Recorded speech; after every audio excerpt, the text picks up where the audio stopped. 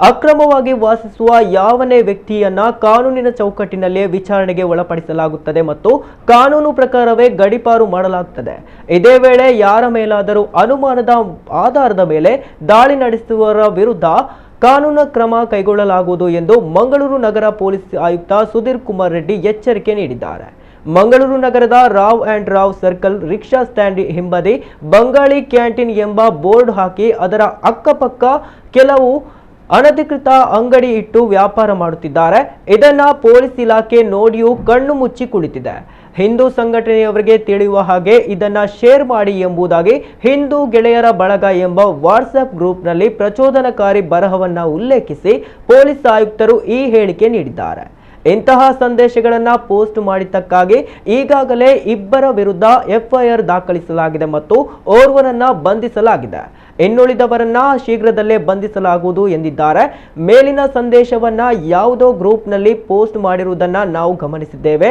ಈ ಕುಟುಂಬದ ಹಿನ್ನೆಲೆಯನ್ನ ನಾವು ಪರಿಶೀಲಿಸಿದ್ದೇವೆ ಮತ್ತು ಅವರ ಹೆಸರಿನಲ್ಲಿ 2014ರಲ್ಲಿ ಖರೀದಿಸಲಾದ ಆಸ್ತಿ ಇದೆ. ಅವರು ಭಾರತೀಯರಲ್ಲ ಎಂದು ತೋರಿಸಲು ಯಾವುದೇ ಪುರಾವೆಗಳಿಲ್ಲ ಎಂದು ಪೊಲೀಸ್ ಆಯುಕ್ತರು ಸ್ಪಷ್ಟಪಡಿಸಿದ್ದಾರೆ. ಕೆಲವು ಜನರು ವಾಟ್ಸ್ಆಪ್ನಲ್ಲಿ ಸಂದೇಶಗಳನ್ನು ಪೋಸ್ಟ್ ಮಾಡುತ್ತಿದ್ದಾರೆ. ಇದು ಅಮಾಯಕರ ಮೇಲೆ ದಾಳಿಗೆ ಕಾರಣವಾಗಬಹುದು.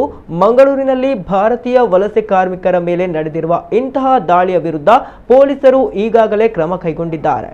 ಬಾಂಗ್ಲಾದೇಶದಿಂದ ಬಂದವರೆಂದು ಶಂಕಿಸಲಾಗಿರುವ ಯಾರ ಬಗ್ಗೆಯಾದರೂ ಮಾಹಿತಿ ಇದ್ದರೆ ಅವರು ಠಾಣೆಗಳಲ್ಲಿ ಅಥವಾ ಎಸಿಪಿಗಳಿಗೆ ಅಥವಾ ಪೊಲೀಸ್ ಕಮಿಷನರ್ ಕಚೇರಿಗೆ ನೀಡಬಹುದು. ಪೂರ್ವಾಪರ ಪರಿಶೀಲನೆಯ ನಂತರ ಅವರ ಮೇಲೆ ಕಾನೂನು ಕ್ರಮ ಜರುಗಿಸಲಾಗುತ್ತದೆ ಮತ್ತು ಕಾನೂನಿನ ಪ್ರಕಾರ ಗಡೀಪಾರು ಮಾಡುವುದನ್ನು ನಾವು ಖಾತರಿಪಡಿಸುತ್ತೇವೆ. ಇದೇ ವೇಳೆ ಯಾವನೇ ವ್ಯಕ್ತಿ ಅನುಮಾನದ ಆಧಾರದ ಮೇಲೆ ಅಥವಾ ಯಾವುದೇ ಕಾರಣಗಳಿಗಾಗಿ ಯಾವುದೇ ಭಾರತದ ವ್ಯಕ್ತಿಯನ್ನ ಬಾಂಗ್ಲಾದೇಶಿ ಎಂದು ಹೇಳಿ ಆತನ ವಿವರಗಳನ್ನು ಹಂಚಿಕೊಂಡರೆ ಅಥವಾ ಕೆಲವು ಜನರ ಮೇಲೆ ದಾಳಿ ಮಾಡುವ ರೀತಿಯಲ್ಲಿ ಸಂದೇಶಗಳನ್ನು ಹರಡಿದರೆ ಸಂದೇಶ ಹರಡುವವರ ವಿರುದ್ಧ ಕಾನೂನಿನ ಪ್ರಕಾರ ಕ್ರಮ ಕೈಗೊಳ್ಳಲಾಗುವುದು.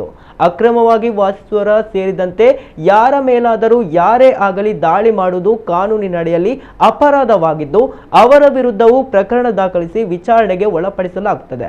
ಕಾನೂನು ಸ್ಪಷ್ಟವಾಗಿದೆ ಮತ್ತು ಇಲ್ಲಿ ಕಾನೂನಿಗೆ ಬೆಲೆ ಕೊಡುವುದೇ ಜನರು ಇದ್ದಾರೆ. ಅವರ ಮೇಲೆ ಕೂಡ ಕಾನೂನು ಪ್ರಕಾರವೇ ಕ್ರಮ ಕೈಗೊಳ್ಳಲಾಗುತ್ತದೆ ಎಂದು ಪೊಲೀಸ್ ಕಮಿಷನರ್ ಎಚ್ಚರಿಕೆ ನೀಡಿದ್ದಾರೆ.